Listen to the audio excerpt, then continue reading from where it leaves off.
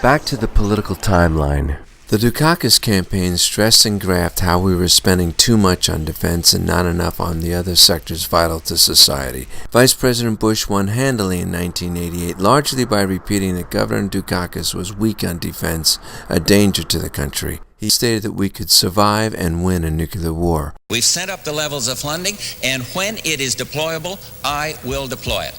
That's my position on SDI, and it's never wavered a bit. Peace through strength works. And so this is where I have a big difference.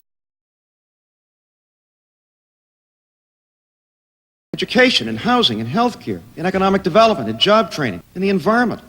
Now, all of these things are going to have to be addressed. And we are not going to spend the billions and trillions that Mr. Bush wants to spend on Star Wars.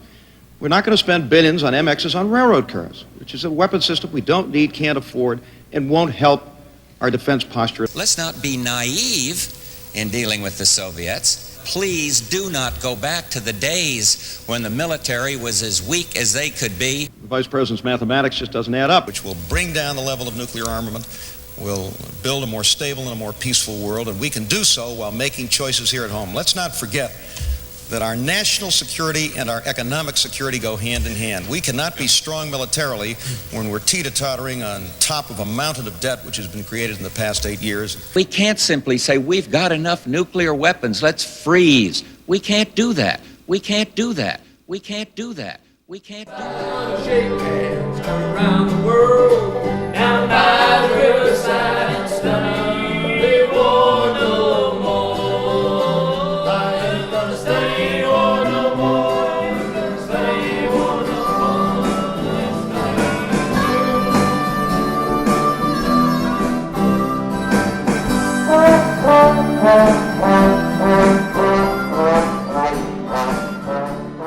And thousands of unheralded individual sacrifices as this one brave life spared by international attention. Israeli nuclear technician Mordecai Vanunu reveals proof of the existence of Israel's secret nuclear weapons program, denied still today, and is put into solitary confinement for 11 years, then prison and extremely strict house arrest since.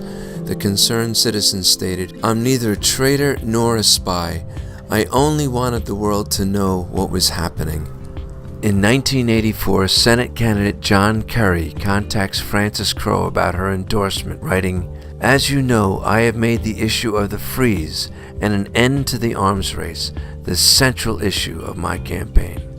Now, 30 years later, with the perfect opportunity as Secretary of State, did he forget to both honor the advocacy of Frances Crowe and the millions of citizens who've sacrificed themselves for the world? When I was in Europe trying to convince European public opinion that we ought to go forward with the deployment of the INF weapons, and thank God the freeze people were not heard. They were wrong.